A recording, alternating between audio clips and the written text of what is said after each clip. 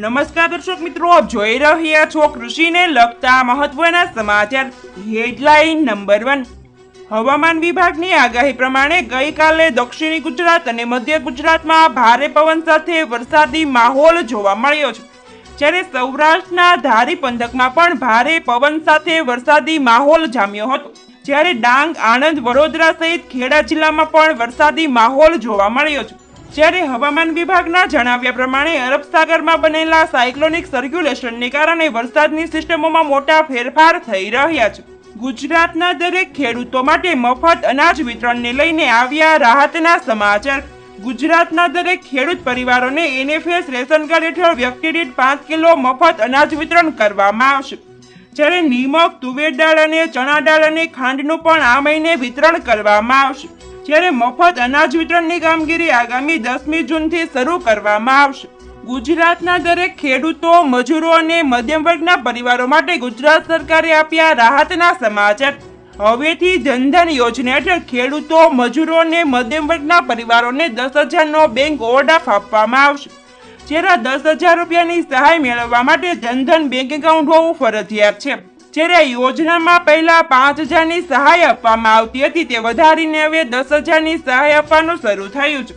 ખેડૂતોને ડુંગળી સહાયના પૈસા હજુ સુધી કોઈ પણ ખેડૂતોના ખાતામાં ન આવતા ખેડૂતોમાં રોષ જોવા મળ્યો છે. સરકારે પ્રતિ કિલો 2 રૂપિયાની સહાયની જાહેરાત કર્યા બાદ ડુંગળી સહાયના પૈસા હજુ સુધી જમા કરવામાં આવ્યા નથી. જ્યારે સરકાર દ્વારા મોટા પાયે જાહેરાત તો કરવામાં આવે છે, પરંતુ તે મુજબ કામ પૂરા કરવામાં આવતા નથી. કપાસિયા ખોળ અને રૂની બજારોમાં ઉછાળો આવતા કપાસના ભાવમાં આજે પણ 15 થી 20 રૂપિયાનો સુધારો જોવા મળ્યો છે. જ્યારે કપાસના ગઢ કહેવાતા બોટાદ માર્કેટયાર્ડમાં કપાસનો ભાવ 1400 રૂપિયાથી લઈ ઊંચામાં 1585 સુધીનો જોવા મળ્યો છે. જ્યારે સૌરાષ્ટ્રના ગ્રામ્ય વિસ્તારોમાં ગામડે બેઠા 1500 સુધીના વેપારો થયા છે. જ્યારે નિષ્ણાંતોના જણાવ્યા પ્રમાણે આગામી 15 દિવસ બાદ કપાસની આવકો હજુ ઘટે તેવી ધારણા છે, જેથી હજુ પણ સુધારો આવે તેવી શક્યતા ગણી શકાય. તુવેર, અડદના ભાવને નિયંત્રિત કરવા સરકારે લગાવી સ્ટોક લિમિટ.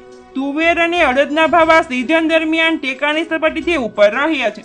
તુવેરની આયાત પણ વ્યાપક પ્રમાણમાં થઈ રહી છે. આ સ્થિતિમાં ભાવ વધુ ઊંચી સપાટીએ ન પહોંચે એ માટે સરકાર દ્વારા નિયંત્રણ લગાવવામાં આવી રહ્યા છે. ગુજરાતના માર્કેટ યાર્ડમાં તુવેરના ભાવમાં પ્રતિમણ રૂપિયા 1400 થી 1800 અને અડદના ભાવમાં પ્રતિમણ 1450 થી 1550ની સપાટીએ વેપાર થઈ રહ્યા છે. દેશમાં ખરીફ પાકોનું વાવેતર શરૂ કુલ 37.64 લાખ હેક્ટરમાં વાવેતર. મગફળીનું 5 લાખ હેક્ટરમાં વાવેતર નોંધાયું છે અને કઠોળનું 20 લાખ હેક્ટરમાં વાવેતર થયું છે. આમ કૃષિ મંત્રાલયના આંકડા મુજબ 2 જૂન સુધીમાં 37.64 લાખ હેક્ટરમાં વાવેતર થયું છે. જીરુની બજારોમાં તેજી તરફી યોગ, ધાણાની બજારો જળવાઈ રહેશે. ઉત્તર ગુજરાતના ઊંઝા માર્કેટયાર્ડમાં જીરુનો ભાવ 9,000ની સપાટીએ જોવા મળ્યો. સૌરાષ્ટ્રના માર્કેટયાર્ડમાં ધાણાનો ભાવ 1200 થી 1300ની સપાટી વચ્ચે જોવા મળે છે. અને મિત્રો, રોજે રોજ ખેડૂત સમાચાર જાણવા માંગતા હોય તો ખાસ નીચેનું લાલ કલરનું સબસ્ક્રાઇબનું બટન દબાવી બાજુના બેલને પણ દબાવી દેજો. સમાચારોમાં બસ આટલું જ. ફરી મળીશું નવા ટોપિક અને નવા સમાચાર સાથે. જય જવાન, જય કિસાન.